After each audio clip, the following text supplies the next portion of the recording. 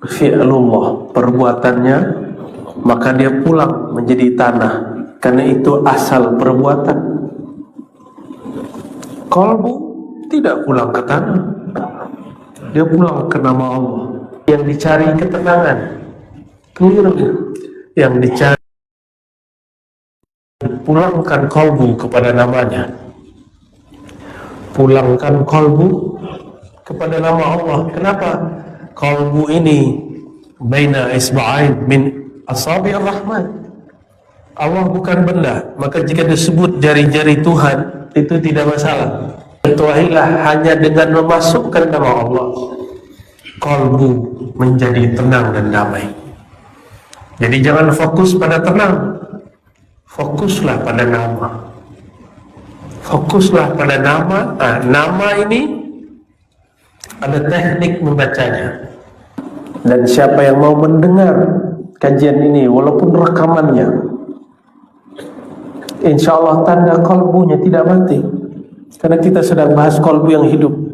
Untuk teman-teman yang menonton kajian ini, jangan lupa bersalawat kepada Nabi kita Rasulullah Muhammad sallallahu alaihi wasallam.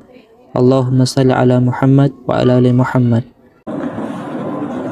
Di dalam Al-Quran, pusat kebahagiaan itu apabila seseorang kembali kepada asalnya. Itulah sebabnya pulang kampung itu menyenangkan. Pak Haji kampung di mana tadi? Gorontalo. Pulang kampung senang, tapi jangan lama-lama. Pulang kampung senang, pasti senang. Kenapa? Kita punya memori di sana, kita punya kenangan di sana. Oleh karenanya, ayat inna lillahi wa inna ilaihi raji'un bukanlah ayat yang menakutkan. Sungguh kami adalah milik Allah, akan berpulang kepada Allah. Tubuh ini perbuatan Allah, sumbernya tanah. Tanah itu kunnya Allah. Kun. Apa arti kun? Wahai tanah, hendaklah engkau menjadi tubuh seorang manusia. Menjadilah. Jadi tanah yang kita injak setiap hari, yang kita makan darinya setiap hari, itu adalah kun Allah, atau bahasa lainnya perbuatan af'al Allah. Apa bahasa Arabnya? Af'al Allah. Jadi tubuh berpulang kepada Allah itu af'alnya. Itu bahagianya tubuh. Makanya kita ini senang sekali ke tempat yang banyak pohon. Benar tak? Saya dengar kemarin beberapa jemaah habis tadabbur dengan imam besar, ya, di tempat yang sejuk. Ya, kenapa? Karena tubuh ini, mata ini mesti dimanjakan dengan tempat-tempat yang rindang, yang hijau. Itulah tempat berpulangnya tubuh. Itulah hakikatnya. Namun kita masih ada yang lain, ada qalbu, ada ruh. Ruhani ini berasal daripada ruh yang Allah hembuskan, yang merupakan amrullah, rahasianya Allah. Dia mesti berpulang kepada Allah, berpulang kepada ruh. Alamul amr, kata Imam Ghazali. Alamul amr, alamnya amr. Apa alamul amr? Itulah rahasia Allah. Maka ada ungkapan, ini boleh dibaca sama-sama. Al-jismu fi'lullah. Coba sama-sama. Al-jismu fi'lullah, al-qalbu ismullah, as-sirru sifatullah, ar-ruhu amrullah. Ada 4. Al-jismu tubuh jisim ini fi'lullah, perbuatannya, maka dia pulang menjadi tanah, karena itu asal perbuatan. Qalbu tidak pulang ke tanah, dia pulang ke nama Allah. Karena Allah, itulah sebabnya qalbu ini gelisah jika nama Allah tidak masuk ke dalamnya. Seperti dompet kita gerak-gerak kalau tidak ada isinya, ya, cardnya itu, kartu ATM-nya itu kayaknya mau terbang kalau tidak ada isinya. Gelisah. Supaya tenang bagaimana? Isi. Ini ayat Allah. Jika urusan duniawi kita senang isi dompet, dompet digital. Sekarang dompetnya di handphone, betul? Maka isilah dompetnya qalbu. Qalbu itu mata uangnya cuma satu, nama Allah. Tapi nama Allah itu serinya banyak. Ada Allah, ada Rahman, ada Rahim, ada Kudus, ada Salam. Semua itu adalah mata uang yang menyenangkan qalbu. Itulah makna ayat ala bidzikrillah. Itu dalam bahasa Arab ada seni Allah berkalam. Ketahuilah ala. Biasanya jar majrur bi zikrillah itu objek ditaruh di belakang, sekarang ditaruh di depan. Why? Limaza? Kenapa? Allah sedang ingin hanya fokus. Seperti lafaz Ar-Rahman, fokuslah pada Ar-Rahman, bukan pada istawa. Fokuslah pada zikrullah. Ala bi zikrillah tatma'innul qulub. Jangan cari tenangnya, cari namanya. Inilah kesalahan murid mengaji. Jamaah mencari, yang dicari ketenangan. Keliru. Yang dicari, pulangkan qalbu kepada namanya. Pulangkan qalbu kepada nama Allah. Kenapa? Qalbu ini baina isba'ain min asabi' ar-Rahman. Allah bukan benda, maka jika disebut jari-jari Tuhan itu tidak masalah, karena Allah bukan fisik. Kalau jari saya ini, tapi kalau jari Allah bukan ini. Hanya Allah yang tahu maknanya dan hakikatnya. Qalbunya manusia, qulubu bani Adam baina isba'ain min asabi' ar-Rahman. Antara dua jari-jari Allah yang Maha Pengasih. Kalau ada benda di jari-jari kita, itu berarti gampang dibolak-balik. Kapan Allah tidak bolak-balik lagi qalbu? Jika sudah ada namanya. Maka Allah itu bolak-balik qalbu supaya yang punya qalbu sadar bahwa kepunyaan dia kepada qalbu tidak mutlak.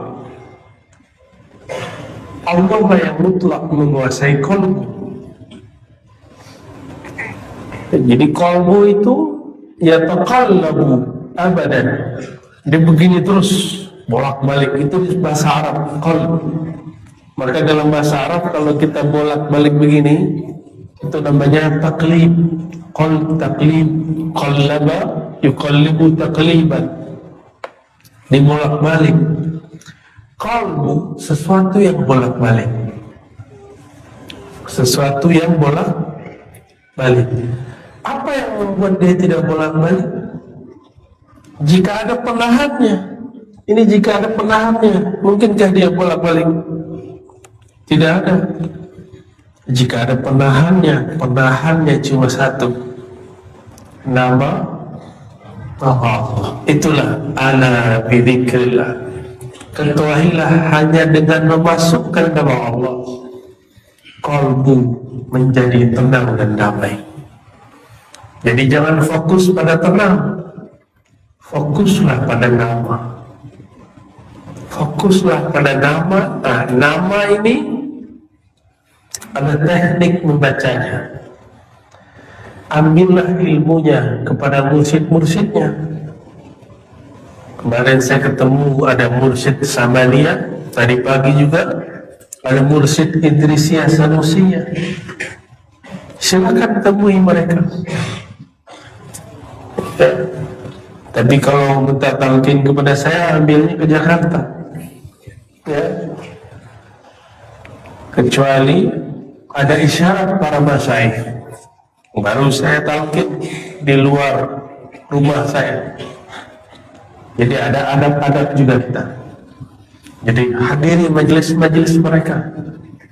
Insya Allah qalbu ini akan menjadi tenang. Kalau perut lapar, yang dicari apa? Cari apa? Apakah setiap tempat makan kita datangi? Tidak.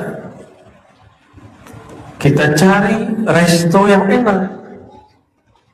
Maka cobalah lihat resto-resto yang enak itu parkirnya penuh. Orang parkir, bahkan ada orang yang berdiri antri menunggu giliran dia untuk masuk. Cuma urusan perut, orang mau antri. Kapan bapak-bapak ini, tuan-tuan ini, ibu-ibu ini mau antri untuk menyebut nama Allah dalam qalbu? Antri mengambil ilmu qalbu kepada ahlinya. Mesti diambil kepada ahlinya. Resto itu kalau yang bagus-bagus tidak terima GoFood dan GrabFood. Kalau yang bintang-bintang tinggi itu, kalau mau datang sendiri, betul kan? Hatta ada teman saya di Jakarta buka resto, nggak mau online. Dia bilang saya online tuh Allah. Oh, kita kaget juga. Luar biasa. Ada orang-orang begitu. Dan setiap hari orang yang datang tidak putus, bahkan antri berdiri ingin merasakan makanan yang mereka buat. Barangkali itulah analog kias,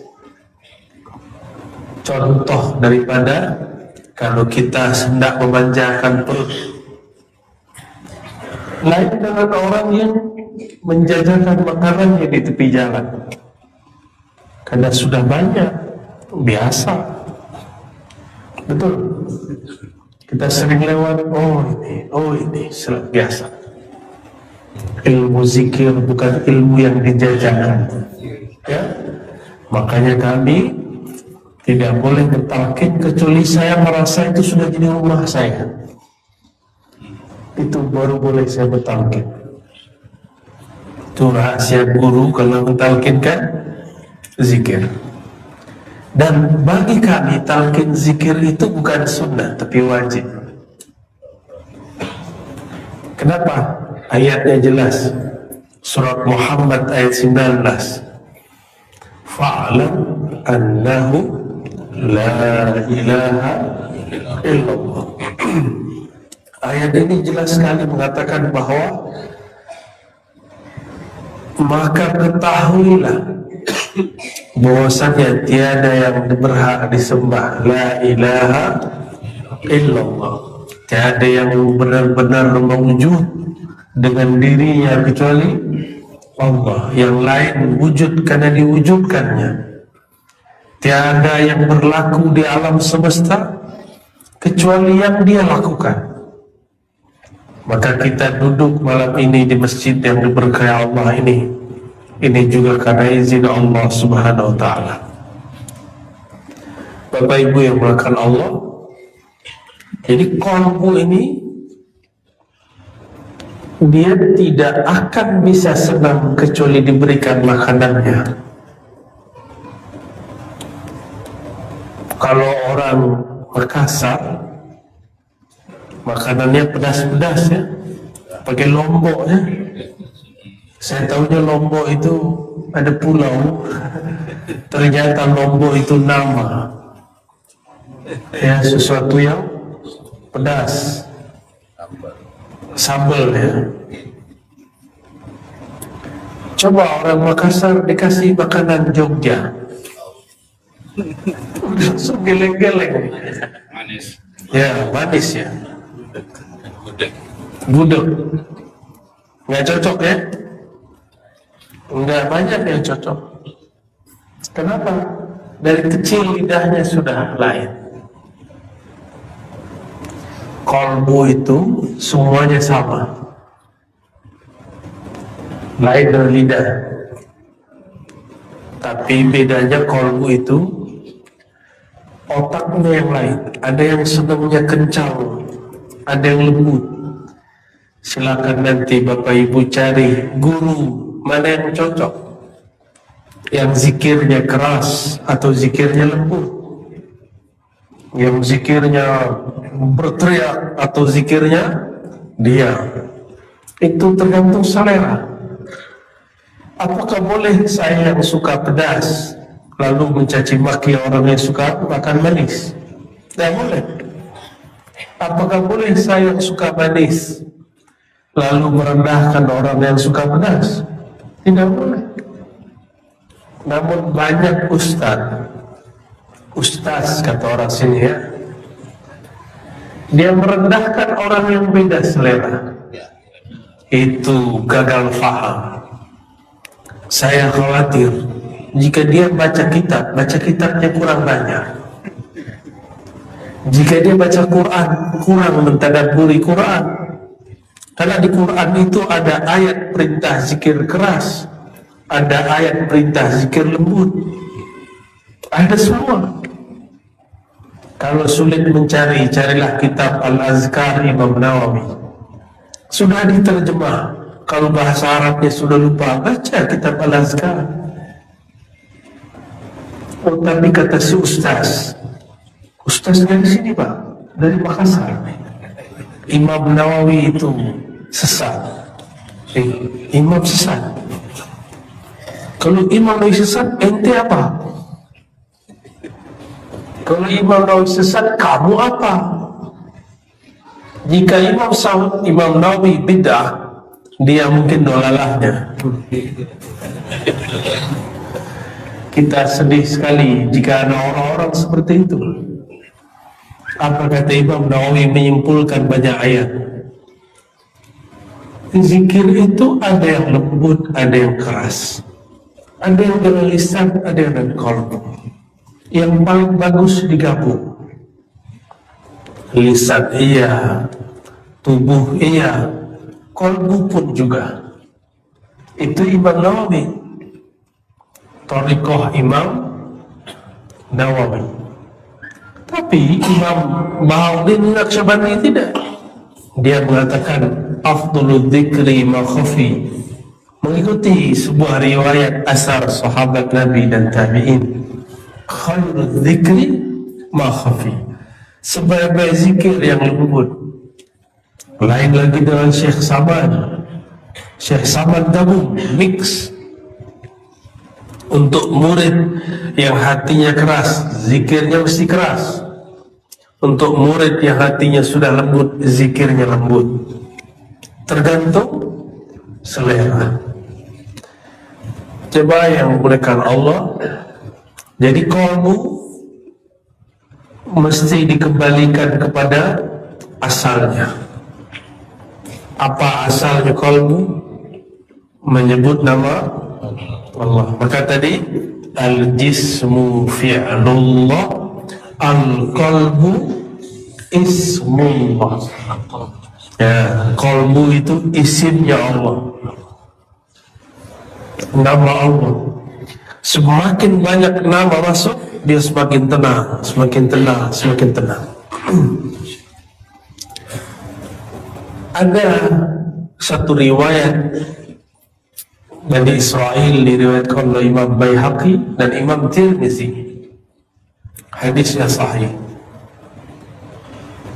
bahwa nanti di hari kiamat ada seseorang yang tidak punya amal baik secara zahir, ditimbang, dicetak semua laporan amalnya, sejauh mata memandang laporan amalnya maksiat, dosa. Tapi dia tidak kafir, dia hanya pendosa. Melihat hasil seperti itu, ditimbang semua dosanya dan amal baiknya nol. Langsung amal buruknya lebih berat. Maka malaikat neraka langsung mengikat dia dengan belenggu-belenggu nar. Ketika ditarik, Allah berkalam, bertitah, "Wahai malaikatku, apakah kalian telah membedah isi dadanya?" Lalu para malaikat mengatakan, "Belum ya Rabb." Maka dibedahlah isi dadanya. Apa yang terjadi? Jantungnya menyebut nama Allah. Allah. Allah. Coba dibaca Pak. Allah. Allah. Allah. Coba lisannya dikunci. Baca Allah. Saya baca dengan lisan, Bapak baca dengan qalbu. Allah. Lidah dikunci. Allah. Ya Allah.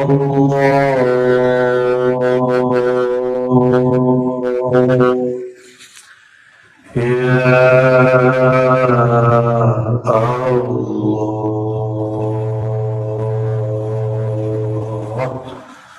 Allahumma sholli ala sayyidina Muhammad. Ada merinding-merindingnya. Kenapa dia merinding? Kayak ini dalam tenang. Jika yang di dalam tenang, yang di luar yang merinding. Yang di luar yang bergerak, di dalamnya tenang. Itu kalau dikeraskan, badan kita bisa begini. Berarti di dalam dia sedang ingin menyatu dengan nama. Persatuan qalbu dengan nama bukanlah persatuan seperti air dengan gelas. Hanya Allah yang tahu.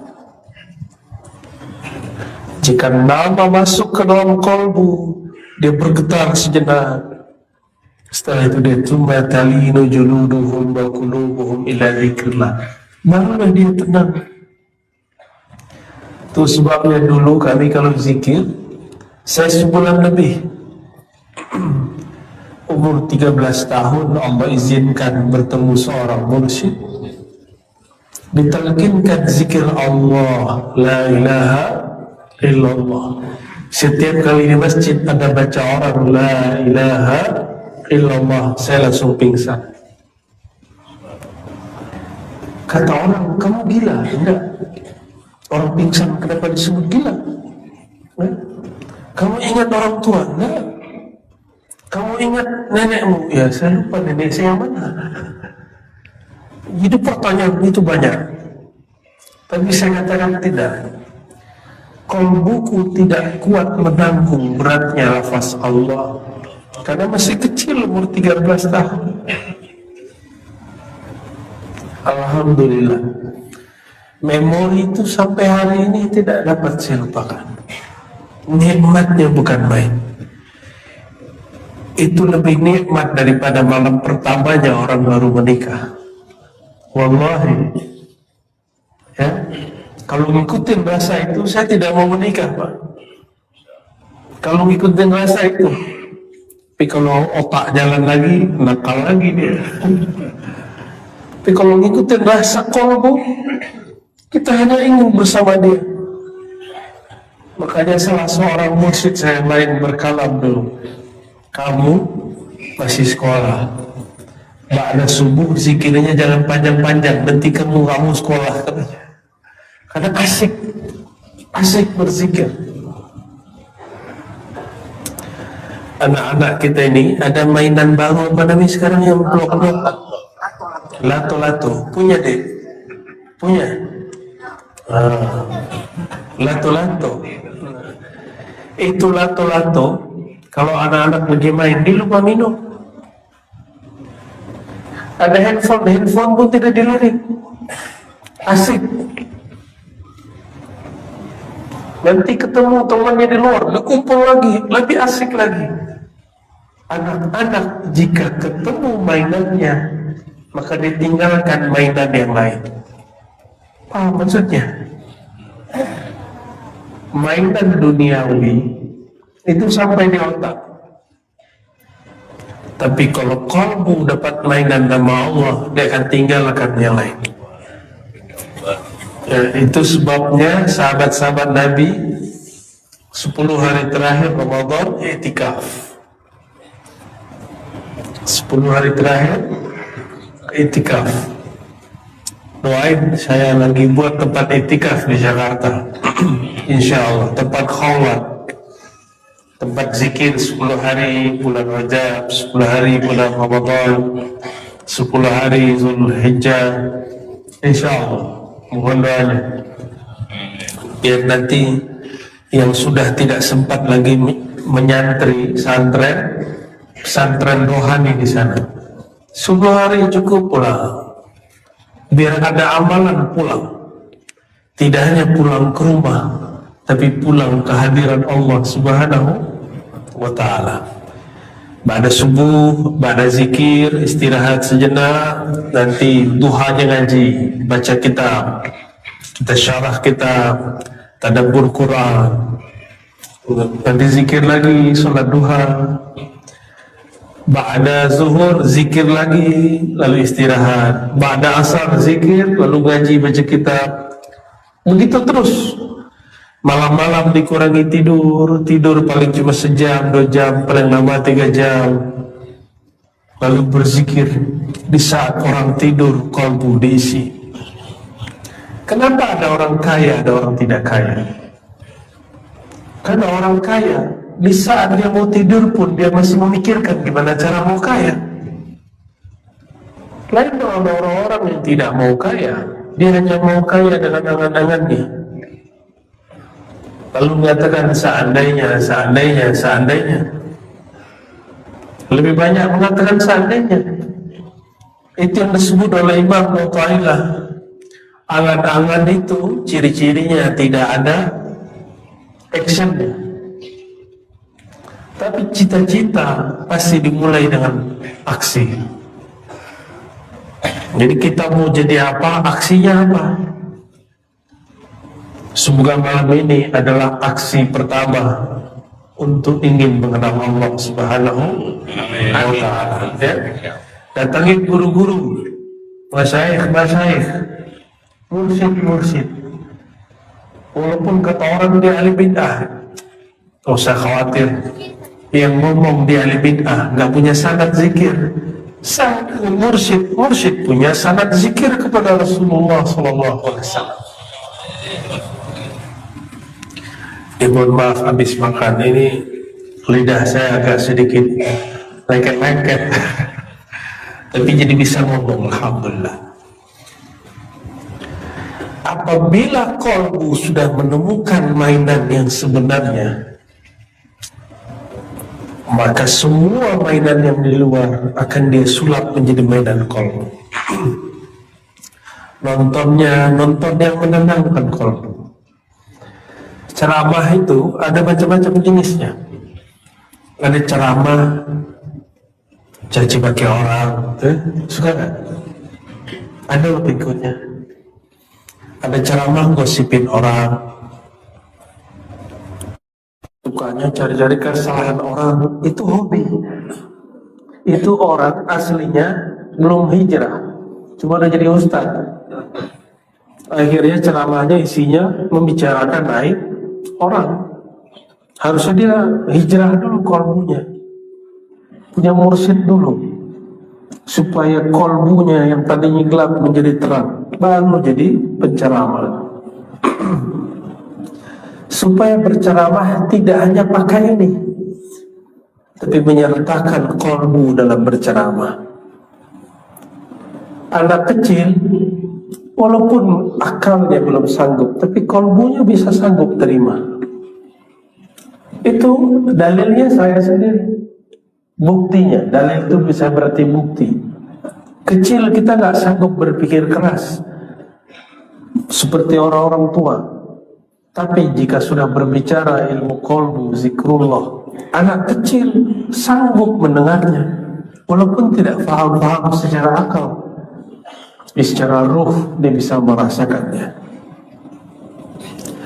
Bapak Ibu yang makan Allah, terakhir yang mau saya sampaikan, kolbu itu ada 3 jenis. Ada kolbu yang mayit, mati. Kolbu tidak bisa diapa-apain. Sawa'un alaihim fa'anzartahum am lam tunzirhum la yu'minun. Diajak zikir nggak bergerak, diberikan zikir tetap mati. Itu kolbu yang mati. Semoga kolbu kita tidak ada yang mati. Insya Allah hadir di sini berarti kolbunya tidak mati, ya. Dan siapa yang mau mendengar kajian ini walaupun rekamannya, insya Allah tanda kolbunya tidak mati.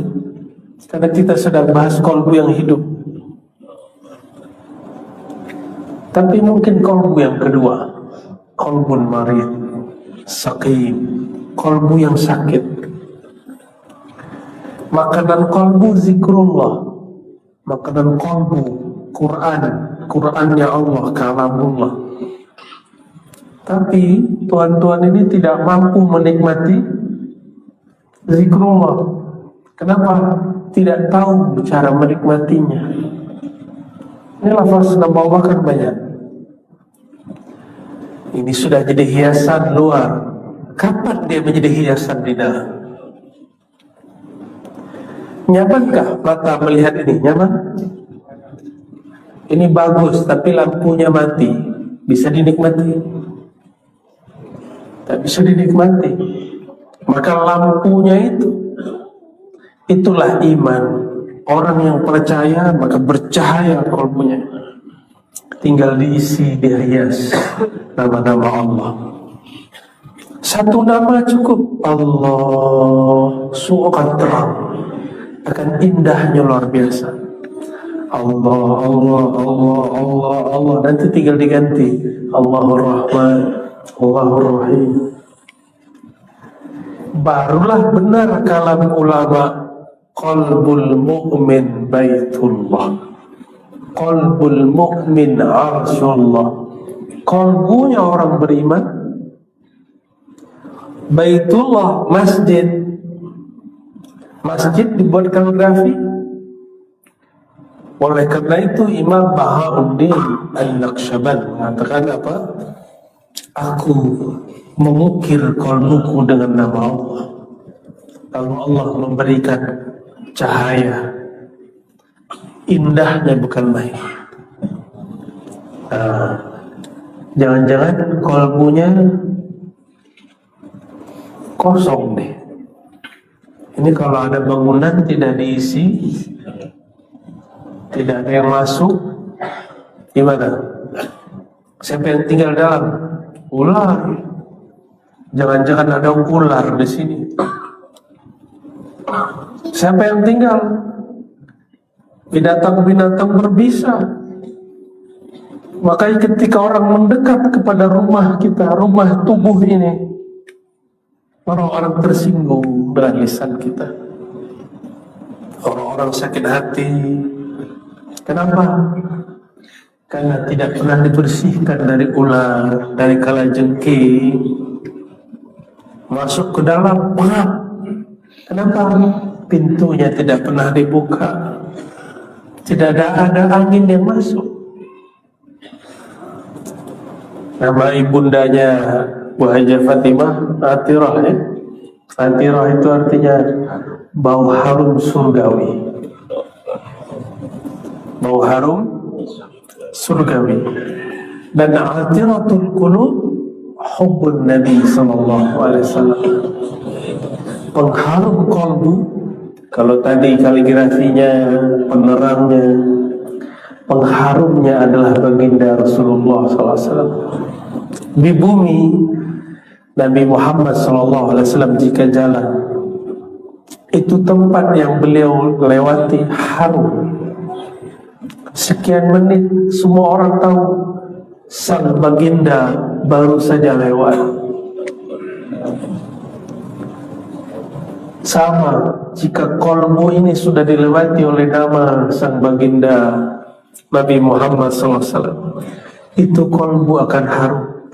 Jika dia berkalam, kalamnya harum. Jika dia berkata-kata, katanya indah. Sudahkah kolbu ini harum dengan nama Sayyidina Muhammad SAW? Sudah belajar sirah Nabi, tapi suka menyalahkan orang, suka merendahkan orang beda faham, berarti nama Rasulullah belum bertahta di dalam.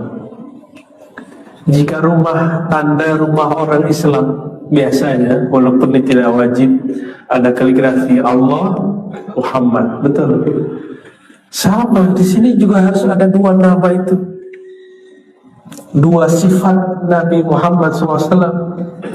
Ya, juga harus ada, ya, menyenangkan orang lain. Jangan nunggu disapa orang, sapa orang dulu. Jangan nunggu kita gini tangan orang mengulurkan salam, kita dulu yang salam. Adakah yang hadir ini lebih mulia dari Rasulullah SAW? Tidak ada. Rasulullah jika ada bertemu orang, tangannya duluan. Tapi jamaahnya gak ganas. Jamaahnya teratur. Kapan mereka baru agak berebut? Kalau sudah lepas dari tangan Nabi. Jadi Nabi itu kalau berwudu, ambil air, ada seorang sahabat menuangkan, di bawahnya ada ember kecil.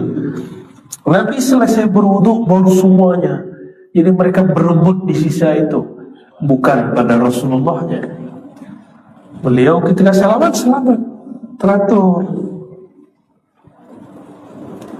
Coba bersalaman kepada guru yang tertib, sedapatnya.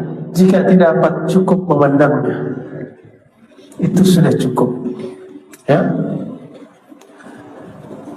Saya ulangi, kolbu yang sakit ini biasanya diberi makannya, dia tidak menikmati. Yang paling enak di Makassar apa? Coto Makassar ya. Apalagi? Konro. Apa itu? Daging ada tulang. Konro. Saya kira itu nama silat, konro. Ternyata ada daging tulang. Oh, itu kesukaan Rasulullah SAW. Iga, tulang iga.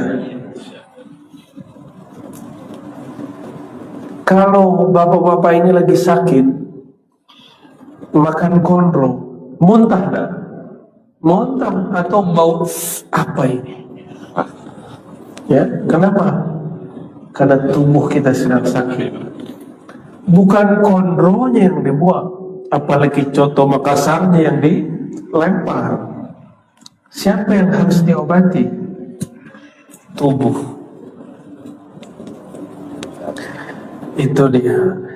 Jika nama Allah tidak nikmat masuk ke dalam kolbu, berarti dia perlu diterapi. Bawa kepada ahlinya. Jangan zikir dibid'ahkan, ya. Jangan selawat dibid'ahkan. Kalau ada orang nangis lagi selawat, kita nggak nangis, berarti kolbu kita yang masalah. Jangan kemudian bilang kayaknya ini bid'ah ini ya. Jangan begitu. Bapak Ibu yang karena Allah, jadi kolbu yang sakit cirinya apa? Diberikan makanannya, dia tidak menikmati. Makanan kolbu apa tadi? Zikrullah. Dan yang ketiga, qalbun sahih, qalbun munawwar, hati yang bercahaya, hati yang sehat. Hati yang sehat itu hati yang dapat menikmati makanannya seperti orang sehat menikmati makanan yang dia suka.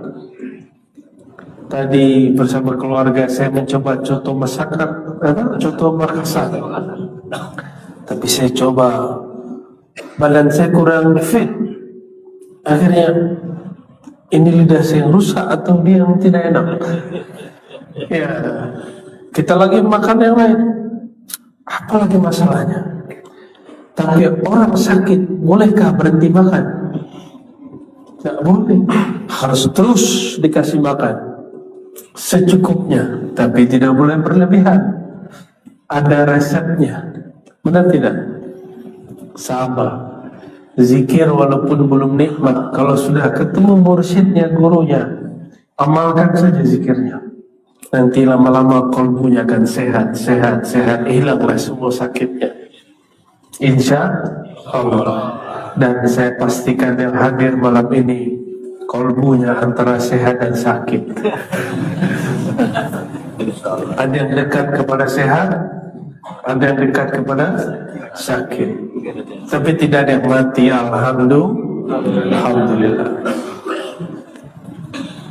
Pesan saya cuma satu, fas'alu ahla dzikri in kuntum la ta'lamun. Datangi ahli zikir, minta ilmunya kepada beliau. Hadzal ilmu sudur falazimu ahla. Begitu kata Syekh Sulaiman Zuhdi Al-Makki. Ini ilmu dada, ilmu qalbu. Maka beradablah kepada ahlinya. Ambil ilmu dari yang punyanya. Mungkinkah ingin sate datang ke seafood? Menyambung.